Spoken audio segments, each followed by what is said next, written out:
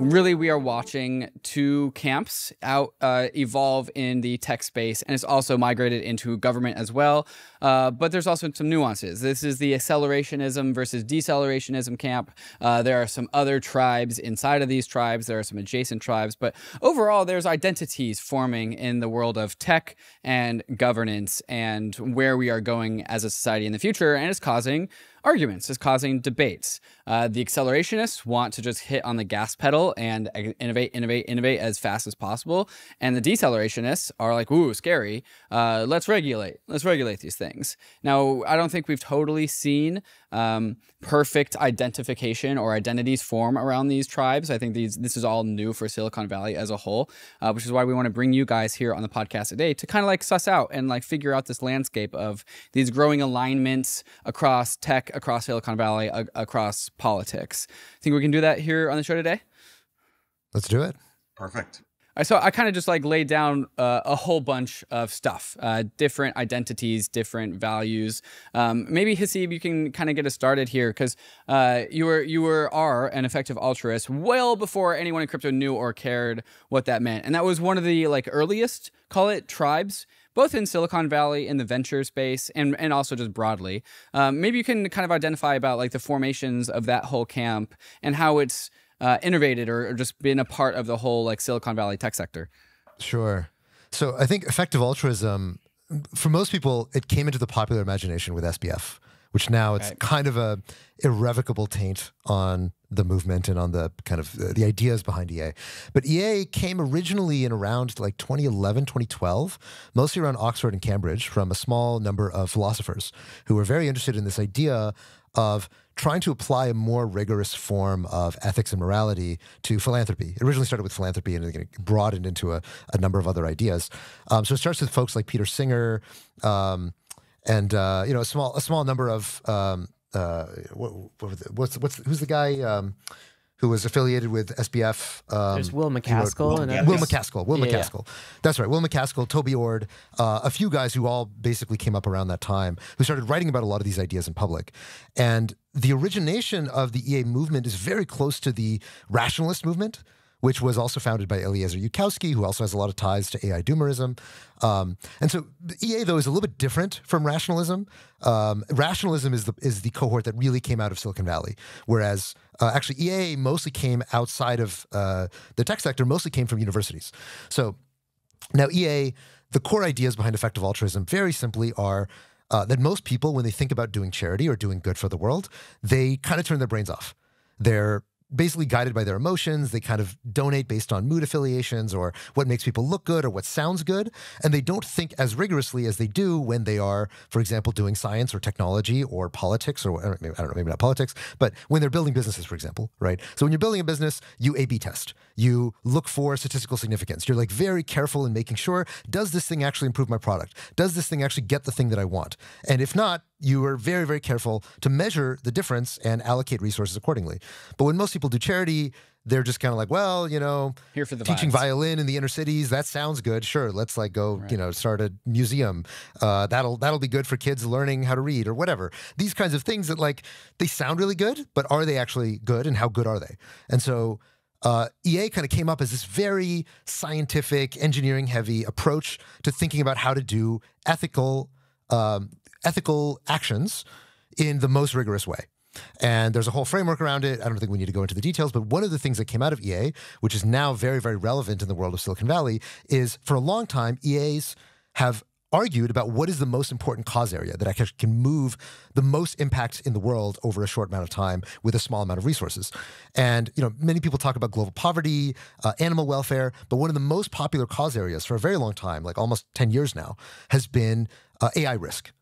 The idea being that as people develop more and more powerful AIs might be so powerful that they could end up disrupting society or even causing, mass human extinction. And this was before ChatGPT. This is before any of the modern, kind of acceleration in AI advancement that we've seen over the last 10 years.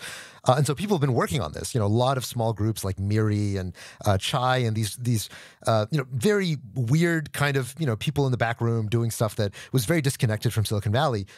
Only now, with the rise of large language models and the sense that everybody has of like, oh shit, this is actually happening and this is real, has the discourse around AI risk started to really intersect with society, with tech, with economics, with politics. All these things suddenly matter now. That's kind of been happening in a back room for about 10 years.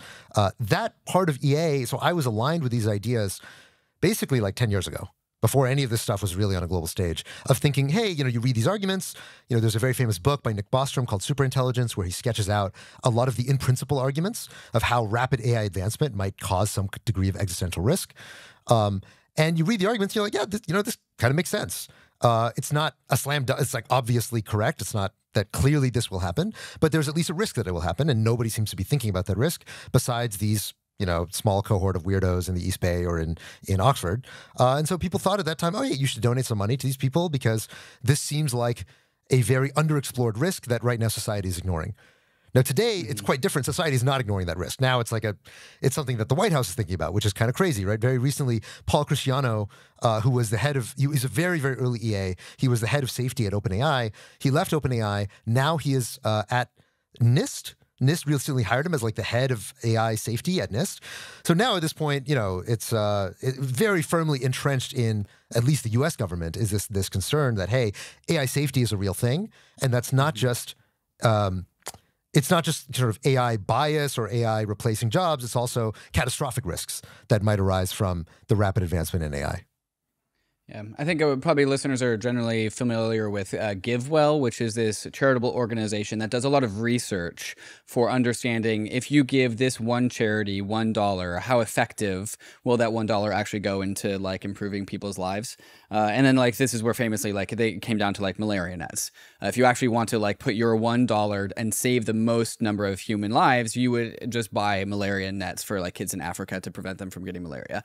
But this would also this is a very effective and rigorous process of understanding how to capital allocate in the world of charitable giving. But I think as we are working on defining the landscape of all these different like tribes and identities about like the future arises here, I think Haseeb, what you're also alluding to is that, well, there's like this like risk off, low risk research and pragmatic capital allocation strategy in the world of charity. But then there's also like, okay, well, what about some like venture bet future high impact things as well? So not just about like, hey, current kids could be impacted by this, but like we could also have future generations, and like not just like next future generation, but literally every single future generation. So this is how like the world of effective altruism got interested in like AI risk, because like that's literally the whole thing. It's like all of human society. And so effective altruism is kind of taking the like not just like a pragmatic approach to charitable giving today, but like also taking like venture bets in charity or venture bets in like effective altruism. How would you feel about just that add-on right there? Reflect on that for a second.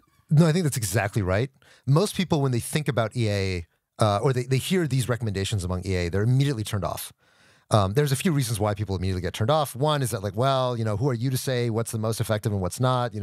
Seems like you guys are kind of these big central planning type people, and naturally people have an aversion to that. So one thing to understand about EA is that EA is making recommendations at the margin. Right? EA is sort of not assuming that most people will follow EA, because they don't. And that would be stupid to assume that everyone will do what you tell them to do. So you always want to be thinking, what should more people be doing at the margin? And you'll probably influence 1%, maybe 2% of people at the most. If you're influencing everybody, like let's say you are the government, then okay, the way you allocate capital and the way you make recommendations should be very different. But if you are saying, okay, I can basically influence about 1% to 2% of people, what should 1% to 2% of more people do, given where dollars are already being allocated? And the answer usually is, well, okay, there's some obvious things like we should have schools, we should have sanitation, and so somebody might say, well, are you arguing that we should not have schools or not have sanitation? Instead, we should all donate to malaria bed nets? The answer is no, obviously not. Given where the majority of dollars are being deployed today, where should the next dollar go? That's the real question that EA is tasked with trying to answer. So given that backdrop, now, you might ask the question of like, well, if you donate to an anti-malaria bed net, okay, I guess that makes sense. You save somebody's life from dying of malaria. That's a very cheap way to save somebody's life. But, donating to AI risk, maybe AI is not a risk, right? Maybe there's only a 10% chance that AI is a risk, in which case you'd be wasting that money. And again, the way that EA frames this is that, you're thinking more about a portfolio of good as opposed to thinking, well, definitely this good will do this much and this good will do that much. Most people, when they're thinking about, okay, I want to do one thing, I want to eat lunch. And if you're going to eat lunch, are you going to take a risk on like, maybe this random restaurant is like an amazing restaurant and I should try it out? Or you're just like, look, I know that if I go to, I don't know, Denny's, at least have a decent meal, right? I don't know, depending on how you feel about Denny's. And most people are naturally very risk averse when it comes to their own lives or the things that they do with their time. But the idea is that when you have a large portfolio of giving, of all the giving in the world, you actually want there to be some people who are doing high risk giving because, sort of high risk, high reward. If nobody's doing high risk giving and nobody's doing stuff that looks kind of weird or that may not pay off or that may not even matter, but in the times when it does matter, it really, really matters a lot. So the analogy that a lot of EA people give is that, imagine that, this is something like nuclear research. If you were in the 1930s or the 1920s and you were thinking about nuclear research, at the time it was kind of this relatively boring kind of scientific thing that nobody really understood why this mattered until they saw the atom bomb and they saw the destructive power of nuclear energy. And there was a time that this was considered to be very speculative, that this was even possible at this kind of scale to have this much destructive damage from this technology. And, on the off chance that it turned out to be right, that the order of magnitude estimates of this stuff was correct, then you would really want there to be a lot of research into the safety of, how to prevent nuclear proliferation, how to prevent mass nuclear scale wars. But, people may be underinvested in that. And as a result, people in the, 50s, 60s, 70s kind of lived under this specter that maybe there would be maybe 1 or 2 more decades of human existence and then the world would just wipe itself out. And for all we know, maybe we weren't that far from that happening. Maybe it was we were kind of various times on the brink of massive amounts of human damage and catastrophic risk from this proliferation of nukes. And so the question is AI like this? Is AI a similar technology? And the answer might be, well, probably not. Maybe AI only has like a 20% chance of that. 10% chance of that. But even if it's 20 or 10% chance, what an EA would likely say is that, well, that is high enough that you probably want some people, maybe 1 to 2% of people spending their time on this because, 1 to 2% of people spending their time on something that might be 10% as bad as nukes. That's a pretty good trade. That's a pretty good investment if you're thinking about the overall portfolio of how people are spending their time and spending their resources. So if you think about EA as, here is what I decree as an EA, as this East Bay rationalist guy, that everybody in the world should be doing, then I think you'll come away with the sense that EAs are a bunch of, selfish pricks and they think they should run the world. But if you come away with the sense that, EAs are advocating about, at the margin, how to alter the portfolio of all the different things that human beings are working on to ameliorate risk and increase the likelihood of human flourishing, then you might say, okay, that sounds like a reasonable investment strategy. Maybe I don't agree with it completely, but it's a lot more reasonable if you think about it that way. So Haseeb, I want to bring Erik into this conversation, just kind of reflect on what you said and add. But I have just one question that kind of plagues me. So we started this conversation talking about accelerationism versus decelerationism. The way we started this conversation was talking about EA and the rationale behind how EA came to support and fund a lot of the AI safety initiatives. And it's really, when I think of AI, it's really like utilitarianism or consequentialism as a philosophy kind of applied to giving. That part to me sort of makes sense. But it doesn't necessarily follow that AI must lead to investments in funding of AI safety. Because if you are in the EA community and you believe in this sort of giving, you could just as well make the case that in order to benefit the most amount of, like the greatest number of future humans, say trillions of humans, we want to actually invest in AI technology because we believe AI technology will build a utopia and cure diseases, cure illnesses, solve the problem of death and like old age and all of these things. And so you could easily make the case in the EA community under that philosophy that, no, we shouldn't be funding necessarily anything that would slow down AI. We should actually be funding startups. We should be funding open AI. We should be funding like all of the tech that goes into AI. But it seems like the community just forked mainly in one direction such that EA has become somewhat associated with AI safety. I think, by the way, recently, maybe some of the founders of EA, Will McCaskill and others, have kind of walked back from that and be like, hey, that's not, EA is not necessarily AI safety. They're not one and the same. There's kind of some differences. Anyway, I just throw that idea out there. And Erik, what are your reflections on this conversation so far? Well, first, I just want to add that not all long-termism is in the venture bet category. right? It's also things like pandemic prevention or reducing nuclear proliferation, things that already exist, already happen. And they were talking about pandemic prevention before COVID, right? So they're really onto some things. The leap that long-termism can be broadly explained by this idea that EA is about a kind of arbitrage, right? Dave, you described how if $1 can make a better difference, bigger difference to people in Africa than it can to people in San Francisco, well, maybe we should put our dollar to people in Africa. And EA says, okay, because a person in Africa's life is worth as much as a person in San Francisco's life, what about a person that doesn't exist yet? What about a future person? That person's life is also worth as much as a current person's life. And guess what? There's going to be trillions of future people, way more than exist today. And thus, we should really care about the future. And there's a lot of people who got on board with that. There's a lot of people who didn't get on board with that. And this was a schism in the EA community. Some people are like, hey, I'm all about effective charity, but this long-termism stuff, that's a bit too out there with me, for me. And there's some people who go all the way. And that now when we go, even among the people who go all the way, there's another schism that Ryan just outlined. Some people say, hey, it really depends on what you think about the future of AI. So, some people say that the idea that you just said, Ryan, which is if you're concerned about helping the most future people, you want to accelerate AI.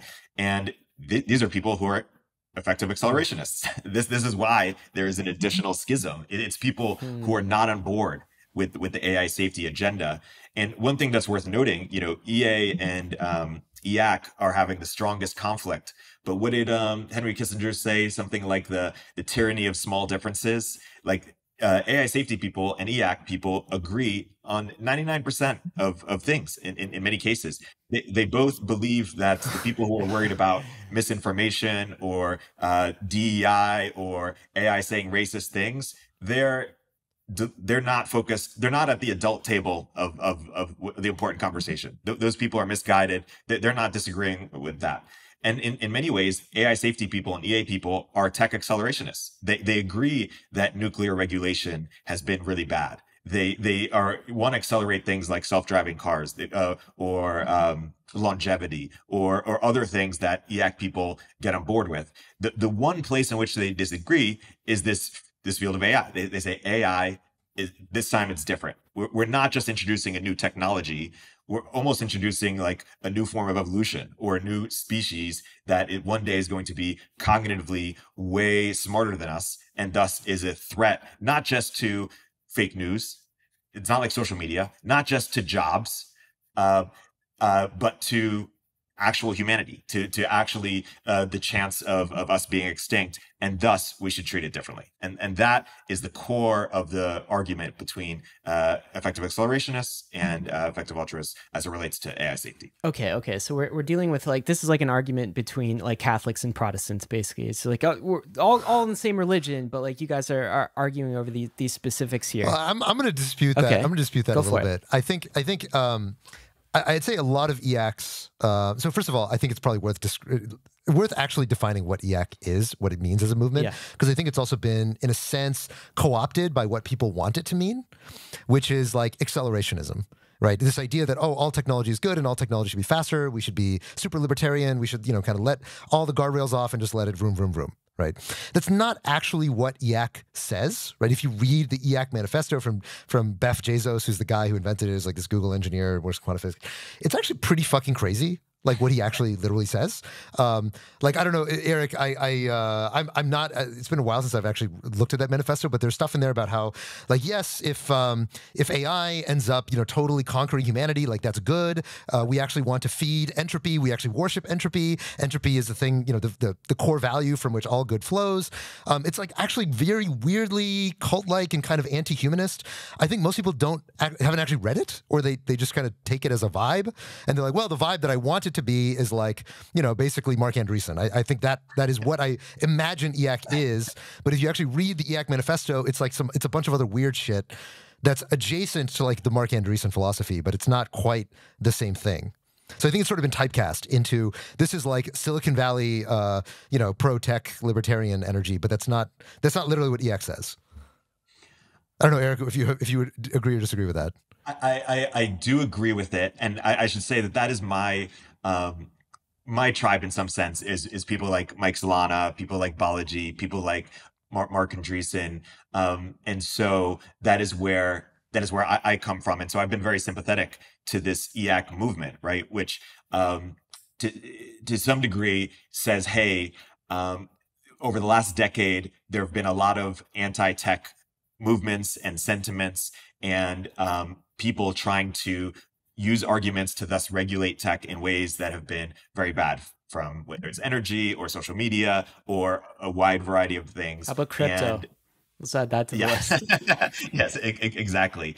And we're not going to let that happen here. And we're finally going to stand up for ourselves, because you saw Zuckerberg and others apologize, and that didn't really get them anywhere. It only conceded their sort of lack of moral credibility, and that they were wrong and blah, blah, blah. And that's all these bad things. And so this EAC is coinciding with a desire for tech to stand up for itself, to say, hey, we are actually good. We are actually going to push back, and we are going to defend ourselves.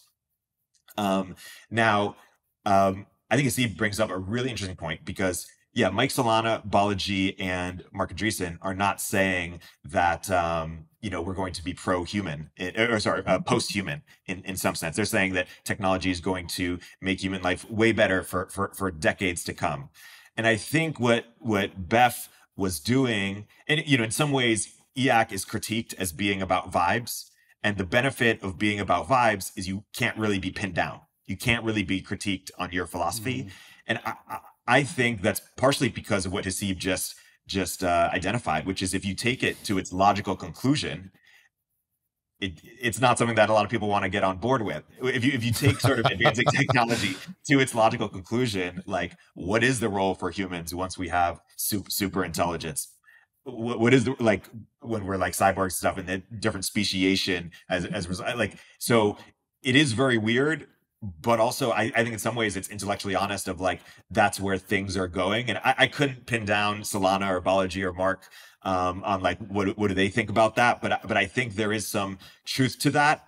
But I also think there's some, like, I do think it's hard to be a pro tech on a long enough time scale and not think that we're going to think that humans are the last sort of form of intelligence that is going to rule the world. So I think it's intellectually honest. I also think it is very weird. So Haseeb, well, what's the problem with like EAC plus some humanism, right? It's like a more moderated version. To be clear, there's nothing wrong with EAC plus some humanism. I think it's much preferable to like raw EAC as it was actually articulated in its genesis. I think it's evolved that way. The thing that's weird. Yeah, well, I don't know that it's evolved so much as been co-opted. I think it's more like it's been co-opted, right? It's been co-opted. Movements get co-opted. Like the reality is that any time you get a culture war, you basically get the superimposition of what was once like a pretty, esoteric argument about like, will AIs take over the world? Is it risky? Is it not risky? Is it good to have more? Is it good to slow down?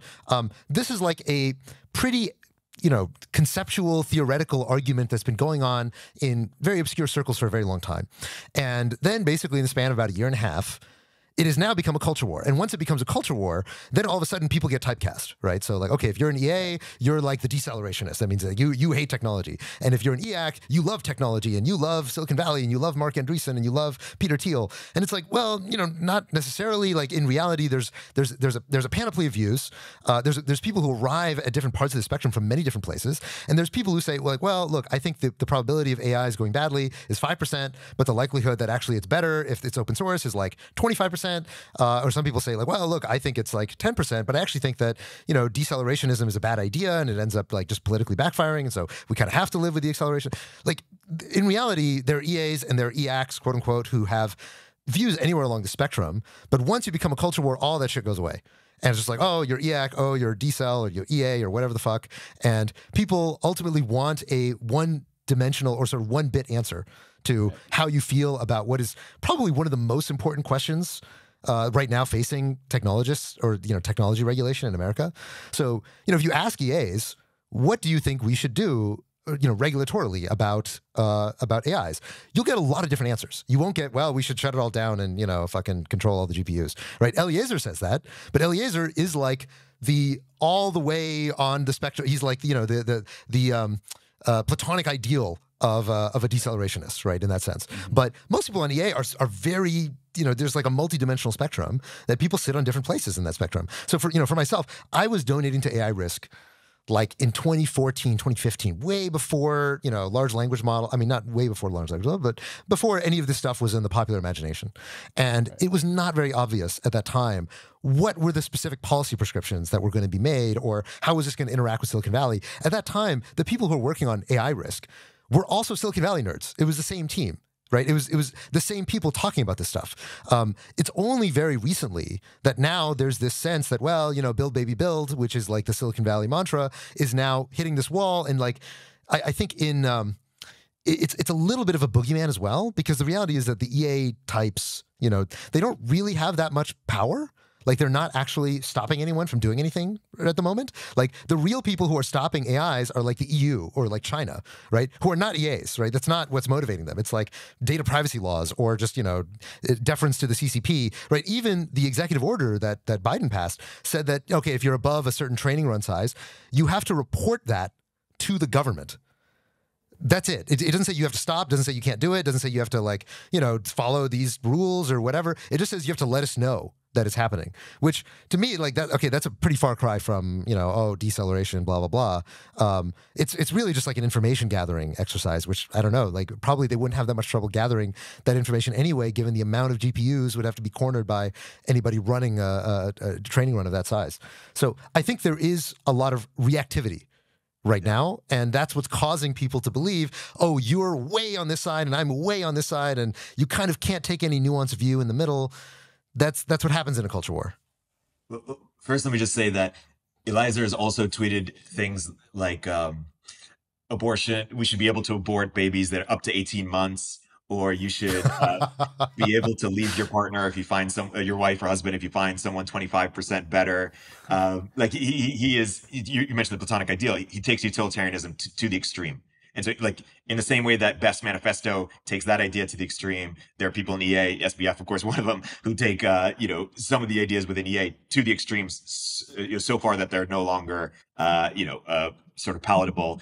I would take the other side a little bit on. I do think EA has a lot of power, because I think that a lot of the people who make up OpenAI, who make up Anthropic, who make up some of these biggest labs, were influenced by EA, or themselves are they were EA. EAs. Yes, exactly. And so the ideas, they sort of come up in the EA soup. And right now, there's not abrasive regulations, as you mentioned. People are still allowed, but we're at a time where these regulations are about to be defined. The regulatory era of AI over the next year, et cetera. And the people who have, they're inviting people into the conversation who have EA influence, EA ideas. And so I do think the AI safety community will have an impact into the regulatory. But you raise a good point, which is kind of ironic, right? Which is that if you look at OpenAI, if you look at Anthropic, if you look at the companies that are actually accelerating, yes, they're mostly EAs, right? Which like kind of fucks up the narrative, which is like, oh, the EAs are ruining everything. They're slowing everyone down. And like, it's the accelerationists who want to go fast. The accelerationists are mostly VCs. They're mostly not building anything. They're just like on the sidelines cheerleading for this imaginary team that they think is in the driver's seat, when in reality, it's fucking EA people who are even thinking that this was possible in the first place, right? It was all the VCs who were not investing in any of this stuff because they thought it was so impractical and it was worth. It's the EAs who believed that AI risk was a real thing because AI was going to become really powerful really quickly, who created all this shit. So that's why I think, like, again, this culture war typecasting that has happened is just ahistorical. It just doesn't make sense given who's actually the players involved. Most of the people who are regulating AI, like, yes, we just talked about Paul Cristiano, who is now, somewhat influential, presumably at NIST, which is, again, a relatively minor kind of scientific organization. He's not a congressperson. Right? That's who actually writes the laws, is congresspeople. If you listen to congresspeople, what do they care about? They care about jobs. They care about, bias. They care about, you're squelching conservative voices. That's what is very likely to end up on the regulatory regime or the legislative regime. I'd love if Paul Cristiano got, something in edgewise into that conversation, and maybe he will, but so far it doesn't seem like that's predominantly what we're hearing from the people who actually make the laws. If you enjoyed all of that, then you'll absolutely love the Bankless newsletter. Join over 300,000 fellow readers, all for free. Click below to sign up.